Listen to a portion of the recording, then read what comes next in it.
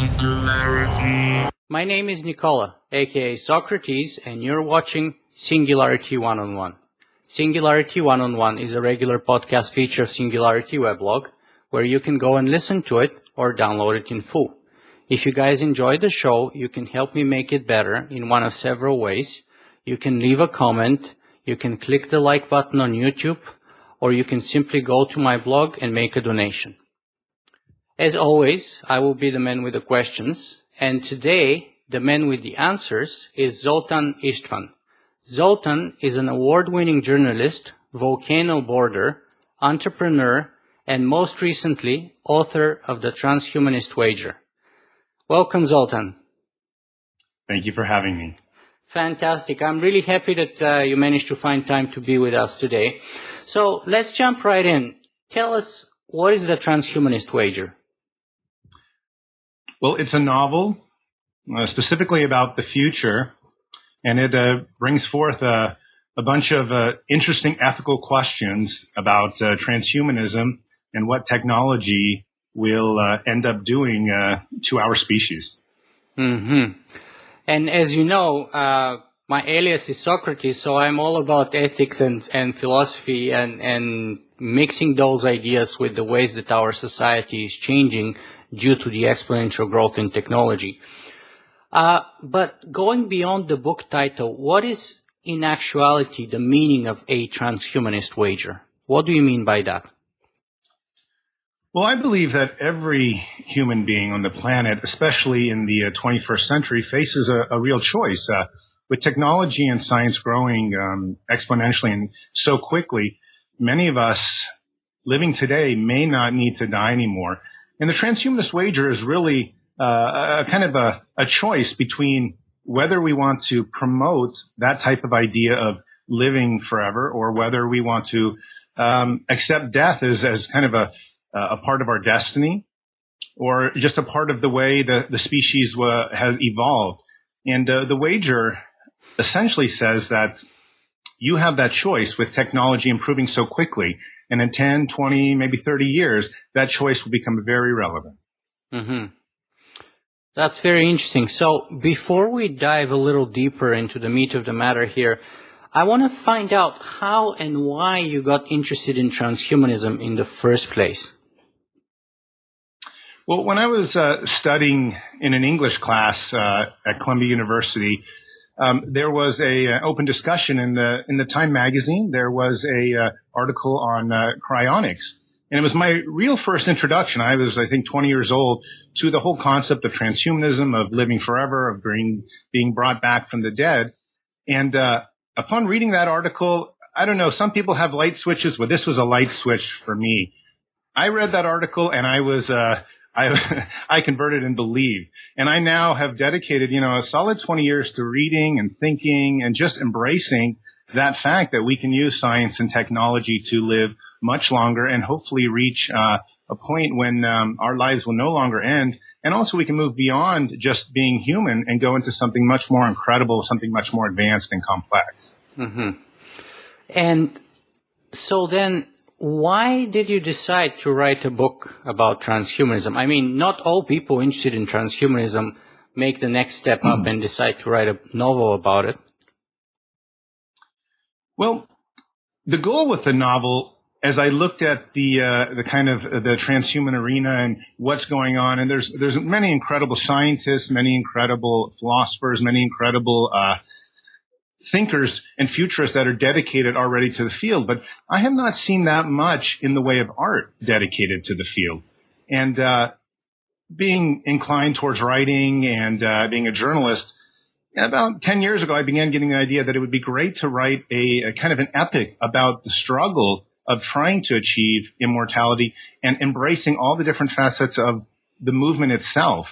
And about 4 or 5 years ago, I finally got the time and space to actually sit down and dedicate a couple of years to just working out an artistic statement that would really put forth the dilemmas, the challenges, the controversies into a novel form. And my goal is really to try to give that into the hands of a younger generation so that they can begin to embrace it, not see transhumanism as some type of science fiction, movie or infotainment or something like that, but to see it as something that's real. They can dedicate their careers, they can dedicate their minds, they can dedicate their resources to these concepts. And I'm hoping that that's where the novel will hit strongest, is with that group of people that will then rise up and kind of dedicate much more of their time and thoughts to our goals. So it sounds like the book has been festering for over 10 years now, or for at least 10 years. Absolutely. At least 10 years. I would say closer to 15, but the novel, the concepts, some of the scenes that you might know from the novel have already been well established for over 10 years. Mm-hmm. Okay, so let's move on with the main protagonist here in your book. His name is Jethro Knights. So can you tell us a little bit more about him? Who is Jethro Knights? Well, Jethro Knights is the main character of the novel, and it's really him who presents the Transhumanist Wager as a concept for hopefully every person to embrace and say, well, this is a choice that I must make, and in that choice I also must dedicate much of my energy in life towards it.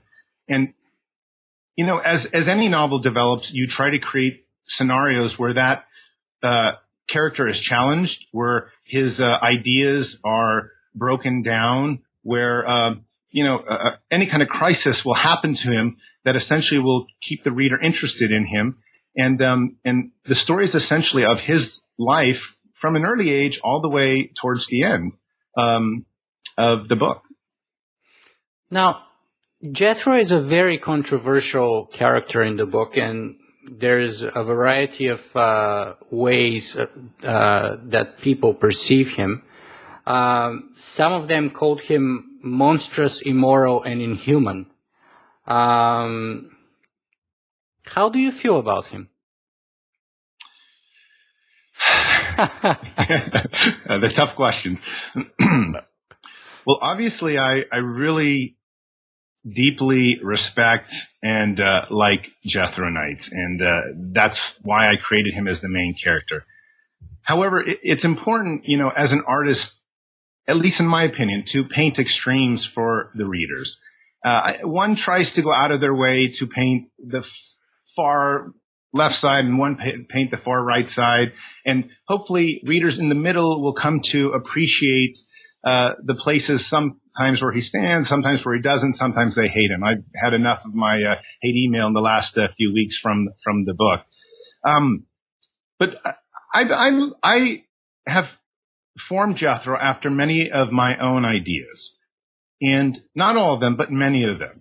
And I have thought long about lots of those ideas, pushing myself to try to understand whether I was correct and whether I wasn't correct. And in that way, I really like him and want to defend him and support him, even though I realize that at least at first glance, most people really are going to dislike him. Even people that like the book end up really disliking him. So, is Jethro someone you aspire to become? Well, as an artist, I don't believe the character of Jethro is necessarily reachable. Mm-hmm. We paint these pictures as novelists in such scenarios where it probably, a set of circumstances like that would never occur. However, if such a set of circumstances did occur, would I want to achieve some of these things? Well, some of these things for sure. Some of the more extreme things, those are definitely questionable.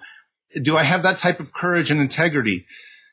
I don't know. As an artist, it's always easy to paint that picture. It's not so easy to live that picture. Mm-hmm. And so I can't fully be on board with him. However, I can say that there are things about him, many things, that I would highly aspire to, and perhaps he's right about everything. I just, inside my own self, have not reached. Mm-hmm. As a human being who, feels love, feels care, much more so than I think Jethro would. Mm-hmm. Because what was striking to me is that, after I read your biography, there's almost infinite amounts of similarities. I mean, going beyond the looks, which I think are very similar at the very least, but also, he was a journalist just like you are. He took an around the world trip with 500 books on a boat just like you did. His wife was a medical doctor just like yours. He had war experiences in Kashmir, and you got an award-winning for journalism for your experiences there. And one of the crucial turning points in the novel is when Jethro steps on a landmine which doesn't explode, which fails to ignite. And you yourself admit that you had this life-changing experience yourself. So, I mean, how much of him is reality or autobiographical? Well, the first third of the book is quite autobiographical, of course. And certainly some of the Kashmir stuff is taken verbatim. I mean, even I think the article in the book, the short snippet of it, is taken directly from one of the National Geographic articles. However, 2/3 of the book really is not about anything about me. It's more the idealized version of where a character might go under a certain set of circumstances. And, I didn't mean to make Jethro look like me. They just, actually, when you read books, you realize there's not that many blonde characters. And so there were some other, thematic differences for why I chose that, as opposed to just trying to picture it off me. I really did not mean to do that. He started off as a character with black hair and black eyes. And then I realized that every science fiction movie had that same kind of character. So I thought I'd pick something a little bit more unusual. And so while there are similarities, certainly there are differences. And of course, the similarities are pretty prevalent in the very first third of the book. And then later they just really drop off. Mm-hmm. And so for Jethro, that moment of the unexploded landmine, which in the novel is in Congo, actually is a life-altering experience. Now, your experience actually, if I'm not mistaken, happened in Vietnam? Yes, that's right. So how life-altering was that for you, and in what way, if it was? So my experience was slightly different than Jethro's. I never actually stepped on a landmine. One of my guides, as I was stepping, pushed me, and I fell down and missed the landmine. But I just kind of sat there, and he pointed at it, this metal object sticking out of the ground, as we were doing a film video. And I just sort of sat there, for a whole solid 2 minutes, realizing that this was very real. And sometimes as a journalist, tromping around the jungles and filming all sorts of incredible things, you forget that it's real. And it was an important revelation to me in the sense that, in an instant, everything could have changed dramatically. But certainly that was at the very end of the 4 years I'd been with National Geographic. And after that, I did come home to America, where I then have stayed most of the time, except for a few other journalism assignments, and have begun really working on the draft of the book. So it played a key role in kind of stimulating that, okay, let's not get killed. Let's go actually do something for yourself and the movement. Mm-hmm, mm-hmm. Okay, so let's move on to the larger thematic issues or the themes of the book. And one of the main ones is that of conflict. And that's, of course, the potential or the actual conflict between transhumanists and anti-transhumanists. And I want to read a short passage of your book where you say, "The conflict over transhumanism was straightforward. Futurists, technologists, and scientists touted transhuman fields like cryonics, cloning, artificial intelligence, bionics, stem cell therapy, robotics, and genetic engineering as their moral and evolutionary right, and as crucial future drivers of the new economy and an advancing cultural mindset in America. Opponents said transhumanism and its immortality mantra were anti-theistic, immoral, not humanitarian, and steeped in blasphemous egoism. Others labeled it the world's most dangerous idea." So, do you really think that such extreme polarization and its consequent conflict is inevitable? I mean, there's a number of other people who have come up in the past in support of that argument. I mean, the former cyber terrorism leader, Richard Clarke from the Bush administration, wrote a book called Breakpoint, where he talks precisely about that kind of a terrorist conflict. Dr. Hugo de Garis, who is a well-known researcher in artificial intelligence, has his own concept of Terrans and cosmists who come into conflict as a result of that kind of a friction. So there's a number of people who have come out. And yet you have people like Ray Kurzweil who are perhaps underplaying the potential for conflict, or at least prefer to focus on the positive side of things. Do you think that conflict is inevitable? Well, I would say today the conflict seems inevitable. I believe that with a world that is still 95% religious, at some point they will say this has gone too far. This really violates most of our most basic codes. And I just don't think a lot of them have realized that right now. However, on the other hand, there's this other thing happening, and that's that a whole younger generation all around the world is coming up and getting older, and they no longer feel such conflict with religion. They embrace it. There's a lot of mixing and matching and this kind of stuff going on where they just take it in stride. And if the older generation passes on and the newer generation comes up, I do not see such a conflict happening. However, if the older generation is able to stay alive and hold on to those that kind of vehement attitude, then I believe the conflict will be very, very severe. And I think we will see a point when you will see so much division between the two that you could almost call it another civil rights conflict across the major, countries of the world.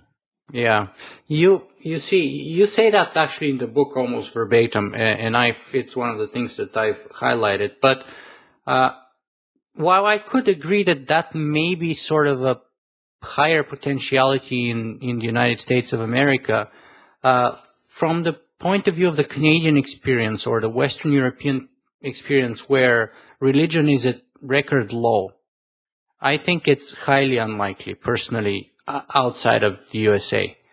In Canada, we have record low attendance of church and even in other religious institutions, and the same applies to places even like France, who have centuries-old Catholic traditions, and so on. Britain, Germany, and even the people who are attending church on a regular basis seem to become more and more tolerant with controversial issues such as, for example, women clergy or gay marriage, etc. Well, and I fully agree with you. Outside America is a funny place. Let's just be honest. Who knows what's going on here? So many people in the middle of the country really have some very strong attitudes. And frankly, I have been getting some emails from them recently, and they're not the kinds that are pleasing. And they obviously don't like the ideas in my book, and they're not obviously don't like me as well. I'm hoping, as you've just mentioned, that America will follow in the footsteps of the rest of the world. It's hard for me to imagine China actually being against transhumanism. Yeah. They seem so with it when it comes to just moving forward and accepting progress and in stride. They're the champions, it looks like, right now. And India is not too far behind, it seems, too. Of course. And, as India and China also become more global players in economic terms, that will probably take more precedence. And hopefully America will slowly accept what I believe is probably an inevitable fact, that these things, the transhumanism will eventually succeed. And also, people will start saying, wow, it makes a lot more sense. For purposes of the book, though, to create an exciting story and to also just create a potentiality what might happen, I have painted extremes and created a conflict of civil rights, and clearly it is improving. However, one never knows. It could just ferment up, and all of a sudden we could be in a big problem in the middle America as people say, no, this is unacceptable. So we'll see what happens. But I agree with you. We are going a direction that is encouraging, and the rest of the world is leading us there, not America. So let me share with you sort of my point of view here a little bit, and you tell me what you think, because I was planning to do it a little bit later, but I think now might be a more appropriate time, because you said that you painted the extremes for artistic purposes and sort of to make the book more interesting and create the context of the plot. But my criticism towards you is that I think it could have been done a little bit more sophisticated. And here's my full take on it. So I loved the beginning of the book and kind of hated the end very much. And on the one hand, and so I'm kind of conflicted. On the one hand, the book is philosophically speaking very sophisticated. You can see clear influences from Plato's Republic, from Nietzsche's Overman or Übermensch, from Thomas More's Utopia, and from a number of Eastern and Western philosophies. On the other hand, it is kind of simplistic in its sort of an Atlas Shrugged type of a plot, which I would call, in which, the government is like the arch evil, and then the lone hero changes the world, sort of, who goes against the government. What do you say about that kind of a criticism? Well, I believe from an artistic perspective, it is sometimes easiest to get one's message across when they paint simple strokes so that someone can approach it who doesn't know anything about transhumanism. I told you this in my emails. Much of the book is actually repetitive for transhumanists, redundant for them. They know what's going on. They made the choice about the wager a long time ago. And the book was really written for the person who has not thought about these things, who has thought the word transhumanism means something science fiction, maybe some movie that they saw 10 years ago. The book was written to paint simple strokes, to take people who have not thought about it and say, hey, this is happening, this is real, and I would like you to think about it and to make your own choices so that you can hopefully pursue the mindset, the cultural mindset that will be coming in the next 10 to 20 to 30 years because of technology and science improving so quickly. And that's why I specifically have painted something that is easy to understand and somewhat black and white in its kind of agenda. If I was writing a book simply for transhumanists, I would have made something much more complex. There would have been a lot more, character development and looking into the science and some of the other things. But this was really designed for someone who had not read much about the book, not read much about the ideas, and was looking for something to get interested in it, and also to have something artistic, so they didn't have to, dig down into a 400-page science manual to find out about it. So another tough question that I could perhaps pose here is, I think Max Moore called your book the Atlas Shrugged of Transhumanism. And I think I can say that this is a fair description in some ways, but it's a double-edged sword, because on the one hand, some people who love Ayn Rand and her work would naturally gravitate towards reading your book. On the other hand, people like me who really detest her work would naturally be repulsed. So, were you aware, or what's the sort of interplay between your book and Atlas Shrugged? Well, to begin with, I have been influenced by objectivism quite a bit through the years. However, I want to say that, Atlas Shrugged is by no means a favorite book of mine. I'm not that fond of it, actually. I'm much more the Fountainhead type of guy, which is one of her first books. And the reason I like that book so much is because it talks about the integrity of the artist and the integrity of a human being standing up for his rights and just simply fighting for them. And I understand some of the elements of Atlas Shrugged are also in my book. Most of the objectivists that I have tried to get to read the book have really been against it. Of course, there's no improving on Ayn Rand's philosophy. And if you try to do that, you get in trouble. Even though I said, 30 years of where, robots with artificial intelligence, maybe a new ethical system will be necessary. In fact, of course, a new ethical system will be necessary. And they disagree with that. However, it's true that I have incorporated a few elements and I've tried to improve on many of those elements. But I can tell you, as you noticed right away, that even mentioning Atlas Shrugged in the context of my book at this point has done nothing for me, at least nothing good. Mm-hmm. And, while Atlas Shrugged remains one of the best sellers today in the long term, I'm not sure it's actually winning anyone over in the meantime, as I probably just contributes to the hate email. Now, speaking about disagreements with some of the elements of objectivism, I've had previous guests on my show where I've argued that, it only makes sense, at least to me, that when we change our socio-political economic system, after the birth of artificial intelligence and all the other exponentially growing technologies that are developing today, it only makes sense that capitalism would go obsolete, just like all other previous economic systems. And, notable economists such as Robin Hanson, for example, and others have absolutely disagreed with me. What's your view on that? Well, this gets a little bit outside of my expertise, so now I'm sort of winging it. But my guess is that there has to be some element of competition in the system, regardless of what happens. And whether that remains a capitalistic endeavor, at least in economic forums, is yet to be seen. But I do believe that it is in our best nature, and it is the main driver of evolution to compete. And so I believe whatever system we create, there must be that element in it for us to at least advance as quickly as we are advancing. Now, I'm not saying it's going to be there. I'm just simply saying that I am believing that it is probably the best system for us evolving as quickly and efficiently as possible, which is, one of my primary goals. Mm-hmm. So would you call yourself an objectivist? No, I definitely would not call myself an objectivist at this point. Because there's alternative views. And I have to admit that I myself also agree that there has to be an element of competition.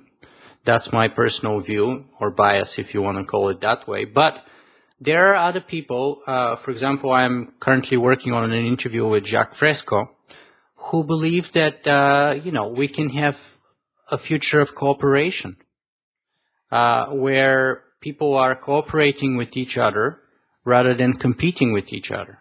And, he puts forward a very strong argument about resource-based economy and all that, but his so-called Venus project. But one of the things that he described was his experience on an island where the natives sort of lived in a post-scarcity environment where they had plenty of fish, plenty of food, plenty of fresh water, and plenty of living space. And how when he went to the island and one day he told them, can we make a boat, a canoe, because I want to go out, with you. And then a couple of days later, they showed up and they gave him a canoe. And they said, you can have this canoe and we don't want anything in return. But then another couple of weeks later, they came back and they took the canoe from him and they told him, you're not using it. Because he actually didn't get to use it. And they're like, well, we've been noticing that you haven't been using it, so they took it. Right. So what do you think of cooperation? Should there be an element, a greater element of cooperation in our future than the one that we're seeing right now? Because, you can make a very strong argument that much international conflict is based on scarcity.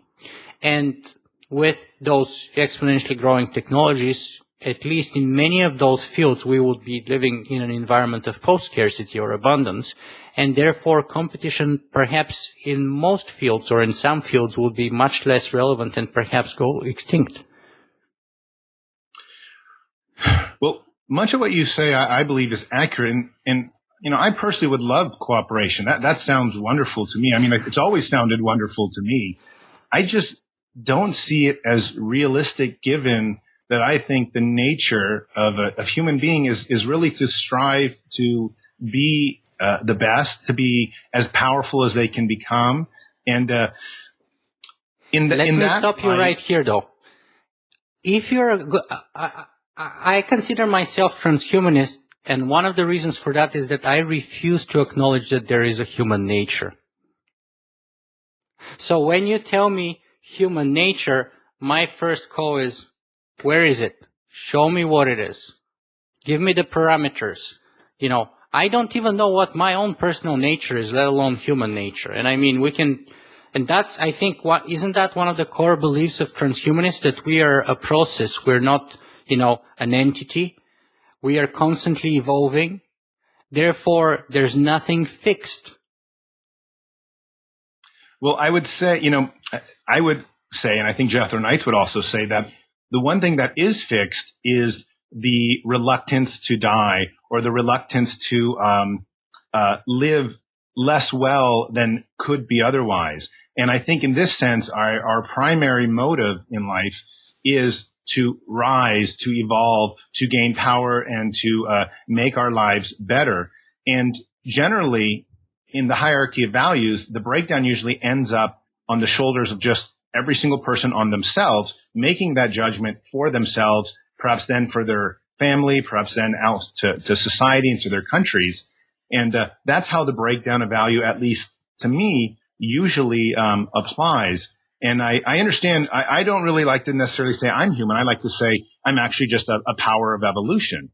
And but I believe that evolution, it is built into the core of what evolution is that we are advancing, we are improving, and that nature is the desire to get stronger, more powerful, and to keep kind of going upwards towards whatever we're going to become. Mm-hmm.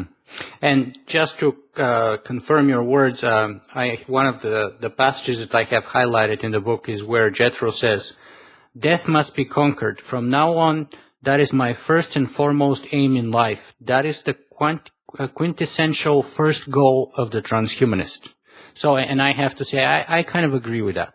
I agree with that very much, that we have to overcome that. Yeah, and the main reason for that is because we can discuss things all day long, but if we're all going to die in 30, 40 years, it just doesn't make that much of a difference. Yeah. I think once we get to a point when we have ongoing sentience, we can then perhaps discuss more issues like cooperation and other things, so that the entire system can evolve in a way that I think you and I would like to see, which is everyone's happy. Mm-hmm. However, in the meantime, my father had a heart attack at 51. I just turned 40. Time is ticking. I can feel it. I'm getting older, and everyone else is too. And I feel like, as I say in my book, that oftentimes morality, at least according to Jethro Knights, would be defined by the amount of time we have left to live. And that's how either extreme or less extreme or complex it can get. Mm-hmm. That's actually a great thought, and I would definitely remember those words that you just said, that morality is oftentimes derived from the amount of time we have left. I like that a lot. Now, one interesting thing that I noticed in your book is that on the one hand, you have the main protagonist, Jethro Knights, who is very sort of scientifically transhuman. And, I mean, in one place in the book you say, Jethro felt he should be a genuine philosophical machine, following the most expedient path to immortality. So I get that with him. But then on the other hand, you have the counterbalancing element of his better half, Zoe, who is very much what you call a transhuman spiritualist, because she has very strong influences from Zen Buddhism in particular, and generally Eastern mysticism. So can you tell us a little bit more about that? Why did you decide to put that contrast and that sort of interplay between the hardcore scientific transhumanism and the sort of mysticism of the East? Well, I believe, my own personal philosophies are probably best represented by both Zoe and Jethro. And Zoe represents the confusion in my own mind about feeling this extreme about certain ideas and trying to put them forth, especially in public. And Zoe offers that the tool, at least as an artist, and also, that's perhaps why Jethro's so in love with her, is that the ability to see another side that is kinder, another means that is perhaps better for everyone, and something that just I think we in general can feel is right, even though Jethro says statistically it makes no sense. And so Zoe comes into his life and plays that part of balancing him, the yin yang. And at first he's like, I can't believe I'm in love with this person. But deeper into it, he's in love with her because she represents many questions that he cannot answer. In fact, that I cannot answer still. And at some point I will be working on a sequel, and the sequel will involve Zoe coming back and Jethro and Zoe really having it out and going as far as I can philosophically into the nature of love. And at what point does it really break down? At what point does one have to say, this is something I can no longer do, when two machines, for example, are trying to interact? And, the nature of the book would not involve that right now. It just involved letting the reader know that there are still many unanswered questions, and Zoe does a great job of presenting them to Jethro that he just simply can't answer. Mm-hmm. That kind of reminds me to Aristotle, I think, who said that true love can only exist not when two people are in love with each other, but when both in love with the same virtues. So true. Very true. So let me ask you another question here and move on to the topic of the technological singularity. So in one place of the book you say the following, quote, Jethro Knights and every person in that conference center knew this was not about transhumanism, but about successfully navigating the possibility of a singularity, controlling artificial intelligence and merging with it once launched, and not being destroyed by it or left behind by it or bedeviled by it. So basically, tell us a little bit more about the interplay between transhumanism and the technological singularity. Well, I want to say first that, as much as my novel tries to put forth a philosophy and an idea of a man overcoming immortality, it's also a warning. It's a very real warning about the ideas of what can happen to the human race. As brilliant as some of the concepts are that will happen from a transhumanist perspective, they're also highly dangerous. And I know I don't need to tell any transhumanists that. So it's important that the book serves as a warning, and we take these challenges that are happening to us so quickly incredibly seriously, because the last thing we want to do is merge into something that we don't like. That would be, then the whole point would be lost. So it's important that as we move towards the singularity, as we embrace ever more transhumanistic cultural mindsets and lifestyles and ways of living, we take every precaution necessary to make sure that it is the direction that we really want to go. And I see it as incredibly dangerous. In fact, the Transhumanist Wager is really about achieving an ongoing sentience.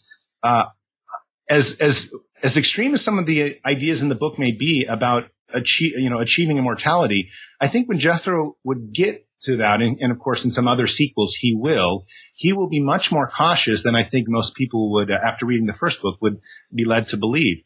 Because I personally realize that this is going to be so incredibly difficult to manage and handle that the greatest of care is going to have to go with it. I think achieving immortality, we just got to get there quickly and get there quickly now. But the idea of merging with technology and time and, so much happening so much more quickly, it's almost overwhelming to think about.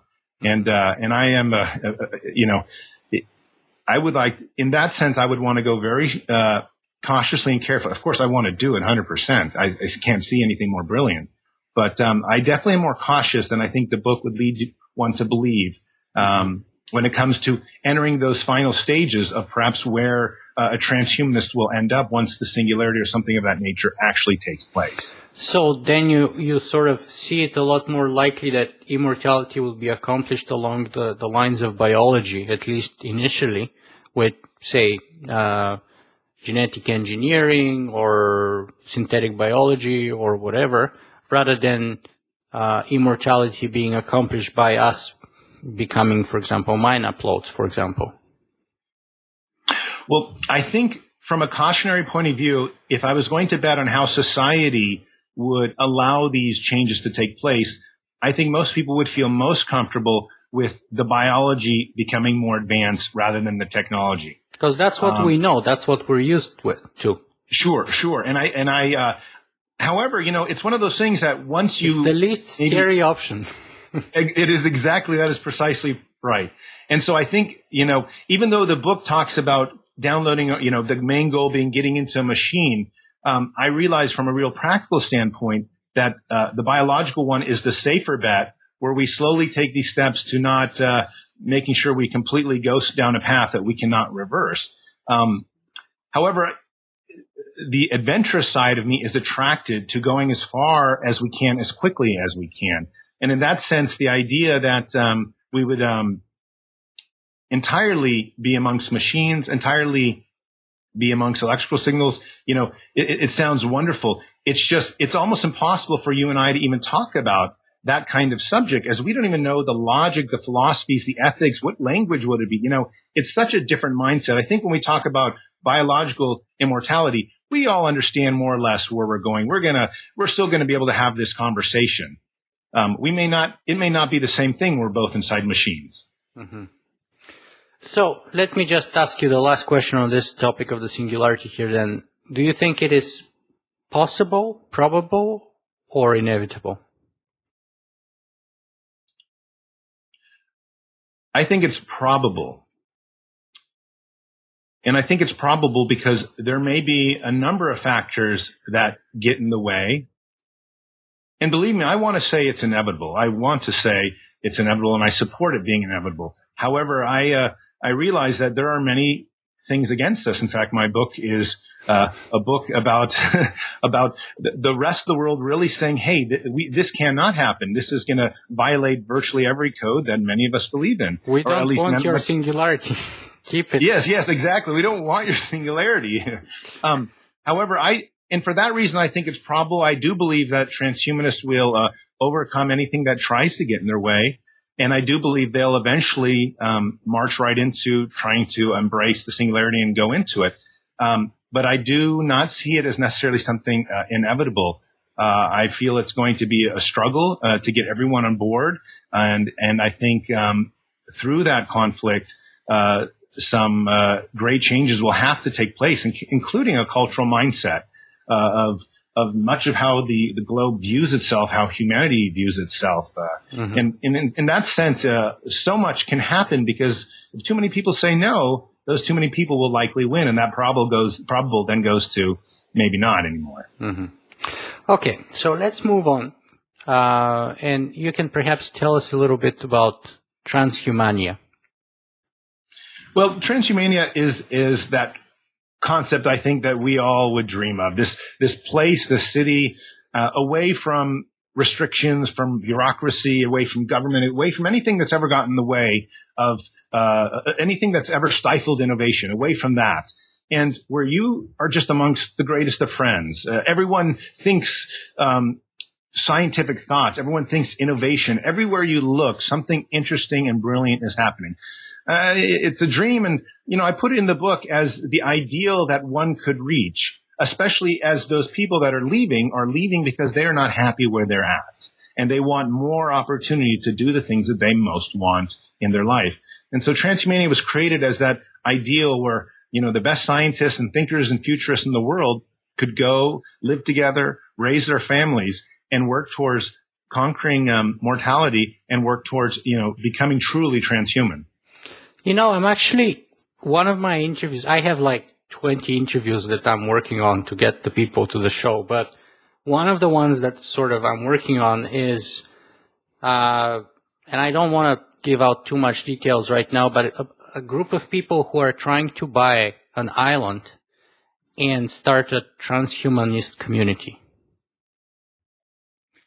So what do you think of that? And I'm not talking about a novel. I'm not talking about fiction. I'm talking about go with a specific group, and I hope to get them on my show soon. And they're very serious about it. Well, I think something like that is wonderful. And ultimately, in real life, I believe that it wouldn't just be one transhumania. There would be a number of transhuman population centers where, sort of like universities, where people just simply go and say, well, this is the general theme of this type of community. And there's many of them. There's 10, there's 20, there's 30. And I wouldn't be surprised if pretty soon we start seeing universities saying, well, one of our main goals is to work towards this. And already, we have certain scientific centers that in many ways, that's where what they're trying to do. And so I think that kind of community is fantastic. And I would love to see more of them. And I would love to see a giant one. And who knows, maybe one day it will become such a well-established trend that there will be, we'll all go on vacation to these places. Or to live there permanently. Or to live there and work. Maybe you'll be, doing the interviews from the top of a skyscraper somewhere. I wouldn't mind that, that's for sure. However, as we'll talk about in a little bit later, I wouldn't do it under all conditions, and under certain conditions, I will be the first one to leave. So we'll talk about that in a second. But before that, let me ask you, from your own point of view, the transhumania you talk about in your book, is that a utopia? Utopias, dystopias, they all, various forms of perfect societies or problem societies or whatever it is that we have, they have always kind of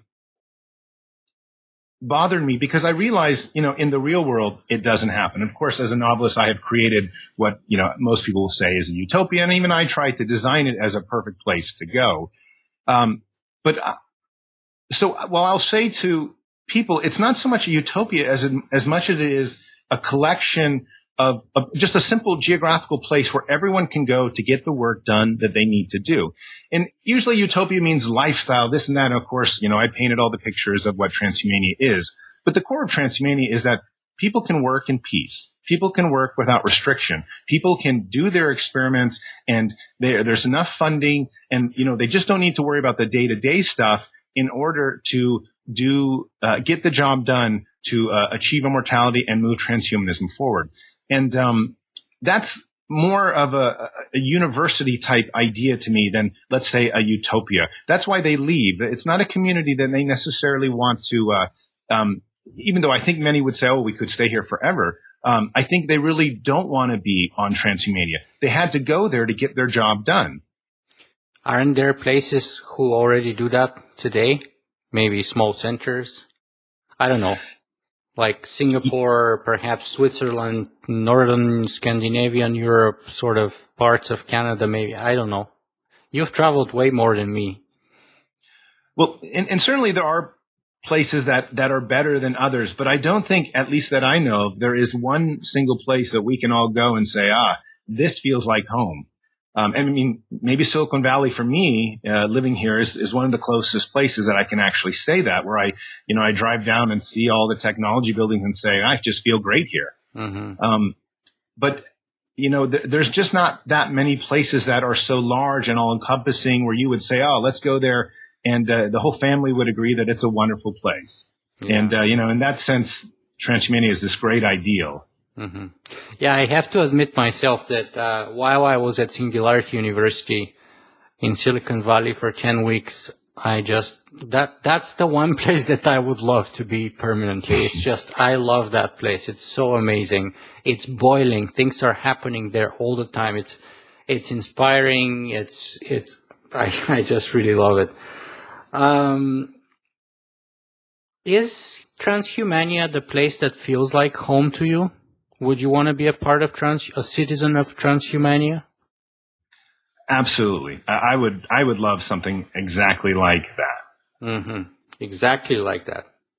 Well, not necessarily exactly like that. I wouldn't want circumstances when a group of scientists has to be ostracized from the rest of the world. But I would like a set of circumstances, sort of like you just described, the Singularity University, where everyone comes and goes, and what everyone is doing is so interesting. And I don't think it's possible to get bored in a place like that. And one of my main goals in life is just to keep it as interesting as possible. Mm-hmm. And in a place like that, you're never bored. Yeah.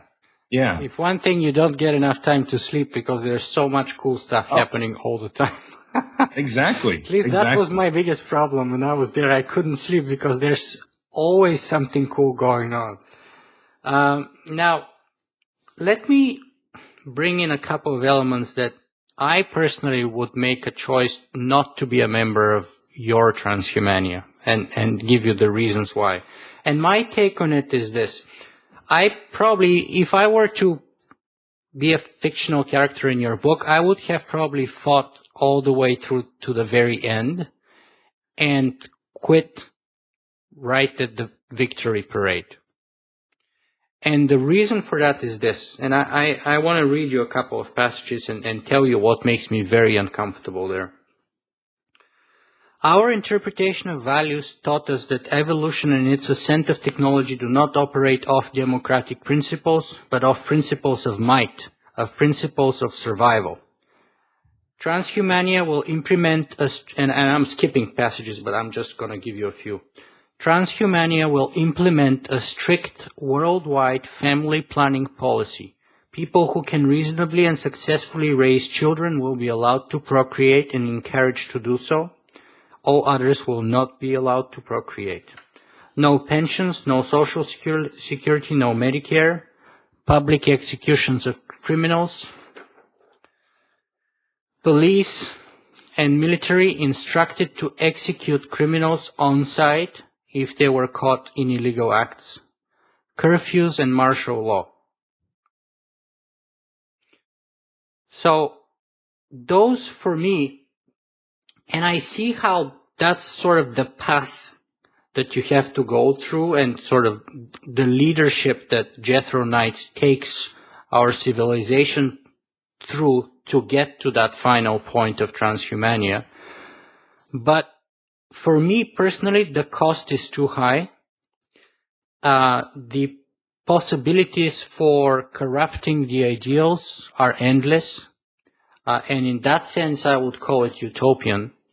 Because in my personal experience, revolution is a bloodthirsty monster, as one of the French revolutionaries said. Once you let it out, you cannot easily stop it. And, my own personal experience from the collapse in the communist regimes in Bulgaria, for example, is that, people come out on the street and change the government, but, and there's a revolution, but eventually someone ends up corrupting everything, and that's happened with the French Revolution, with the Russian Revolution, with pretty much any revolution that I know of, the American Revolution, perhaps we can argue. And so, the cost for me is so high, and many of those elements remind me so much to regimes like Nazi Germany that even though I sympathize with the goals and the ideals of transhumania, I'm not willing to walk that path personally. Well, this cuts to the heart of the matter with how far one is willing to go to achieve the goals of transhumanism and achieve the goals of immortality.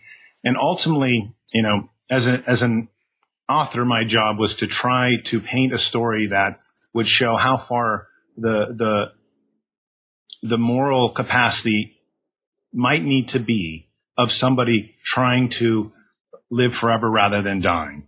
And that's why I take it down this road. I mean, I'm completely with you, having been to a number of war zones, that, it is a bloodthirsty monster. And oftentimes the shift of power doesn't make a real difference for the general populace. They get shafted one way or the other. They're in trouble, and I've seen it. I've seen it as different forms of government have come in and gone back a few later and said, wow, very little has changed, except you have new names.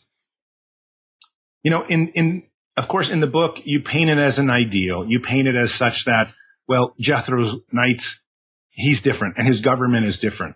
And which is one of the reasons why at some point near the very end, he gives up all the power to go back to just being a writer and a philosopher. Because, that's one of the great things about transhumanism is that all the power in the world will not buy you necessarily a ticket into the singularity or even immortality. Actually being near the technology is what's going to get you, because sometimes the technology, as it's happening, especially in the singularity, is going to occur whoever is there at the right moment, and kind of it's a contextual thing in many ways. And so I hope that comes out in the book, as opposed to all the warring and all the people dying and stuff like that. Unfortunately, I don't really have another way to get a society to change so drastically when many of the top transhumanists may not be here in 10, 20 years. And of course, there's cryonics and this and that. But the truth of the matter is that in the book, it seemed easiest to say this is a revolution worth fighting for. This is how far we may be required to go for our beliefs. However, I'm hoping that is nowhere near the case. I'm hoping that we'll all stay on a path of cooperation. I'm hoping, as you had just mentioned, that the book serves as a warning to the kind of things that we don't want to do. These are the reasons why we should try to embrace these things and move forward amicably, hand in hand, sort of, per se, and make these things happen just by being peers and being colleagues. And I'm hoping that we'll never have to go through that. But I think for merit of a story, and also for trying to demonstrate how far the morality may need to go, and as every revolutionary knows, and I've met many of them, and through the things I've covered, they're willing to die for what they need to do. And especially since death is on the line with what Jethro Knight is talking about. And you have to understand, he's also a character whose wife and child have been murdered, and he's has a lot to fight for. That's ultimately why I put those things in the book. And of course, there's going to be endless comparisons to Nazi Germany and other places. But the reality is that Jethro Knight is nothing like that type of person. He never wanted any of this. What he really wanted to do, and what I think all of us want to do, and what all of us should work towards, is working together as peers and making the goals of transhumanism come to fruition without any kind of conflict whatsoever, and to do it as expediently as possible. And hopefully a cultural mindset can come about where people just agree that this is a good thing. And, ultimately that's why the book was written, is to try to get people, especially younger generation, on board to say, well, we don't really want to go down this path, but these are the ideas we stand for. And let's just embrace them and try to do it right here in America and China and India, and work together. And one day we'll just be this great planet that supports incredible amounts of technology. Yeah, in that sense, I have to say I very much agree with you, and that's why I despite my disagreements and stuff like that, I very much believe that your book is a must-read for anyone interested in transhumanism, but even just broadly in the future of our civilization, because you do very good job of painting the extremes, sort of setting the battlefield, if you will, setting the map. And then, perhaps it's up to us to choose how far do we want to steer one way or another, based on sort of that lay of the land as you've mapped it out very well, I think. And so in that sense, I do recommend very much, and will continue to recommend very much, the reading of your book. One last criticism, and perhaps you can help me out on that too, is the lack of diversity in the outcome. One of the reasons why I love transhumanism is that I believe that it allows for greater diversity than we have ever experienced or ever had in our civilization. And yet, in some ways, it seems to me that the final outcome in this book was rather homogeneous in the end. Is that a fair criticism to say? I fully agree with you, and I think I did that purposely, again, because for the the non-transhumanist that's hopefully going to be reading the book, to take them and to try to convince them that an outcome like we all live, our minds are now in skyscrapers just made of wiring, this and that, is a little too far-fetched for them. My goal of the outcome was to try to create a scenario where people can say, hey, this is possible. We can live in a society that really cares much more about science, much more about technology, and still be ourselves. I am all about creating the weirdest and the most out there science fiction scenarios, and believe me, I have a lot of them in my head. But ultimately, I came down with a pretty formulaic ending, simply because I believe that's most likely what could occur with our society. And I also, I want to stay based in reality. I go through this entire story of this man trying to achieve this, and what he hopefully brings to pass is a society that has improved itself, that lives longer, that has less poverty, less disease, and ultimately is probably quite a bit happier as well, and really looking forward to the future.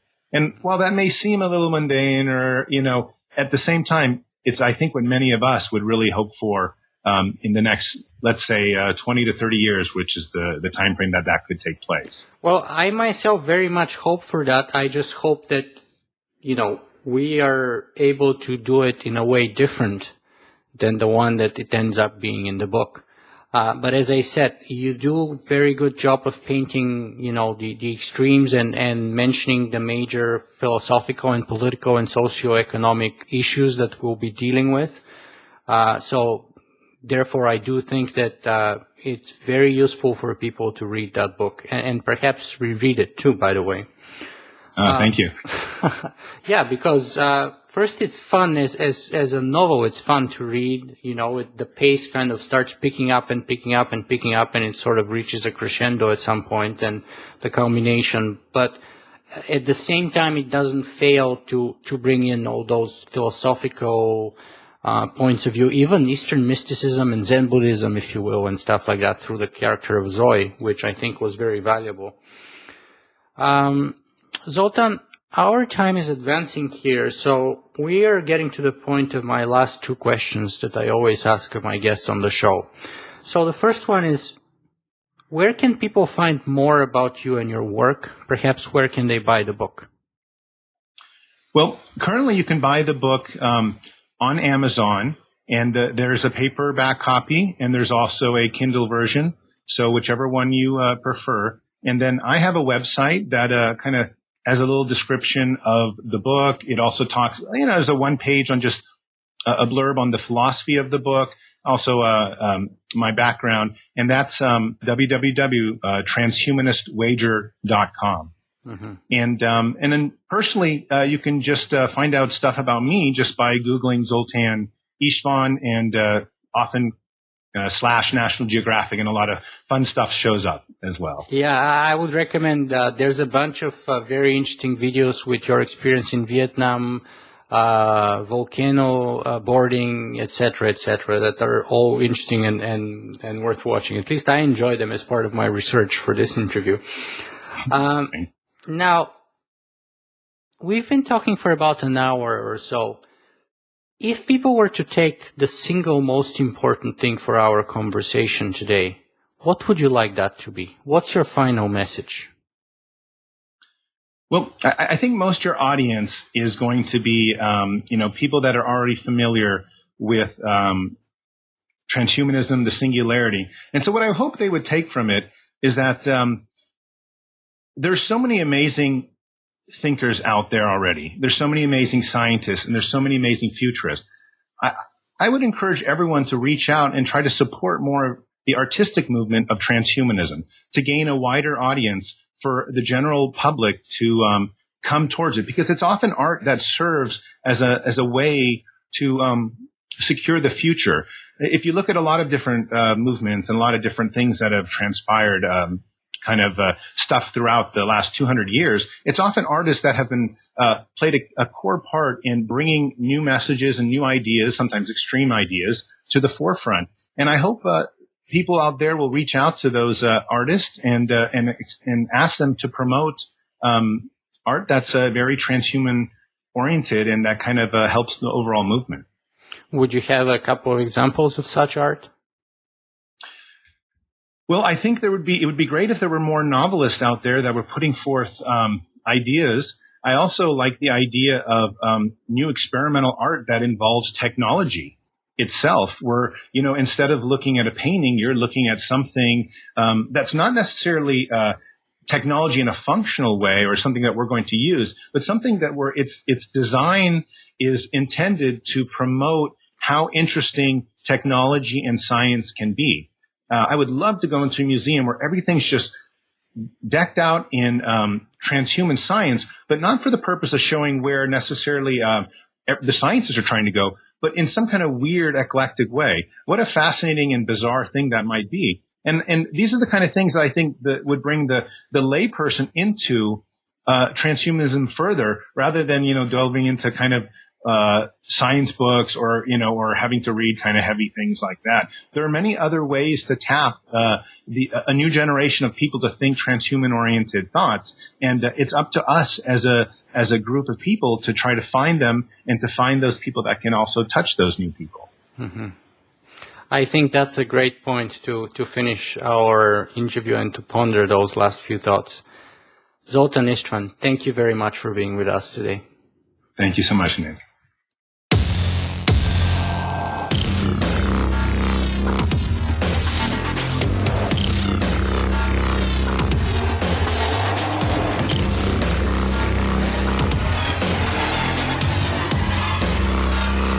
Singularity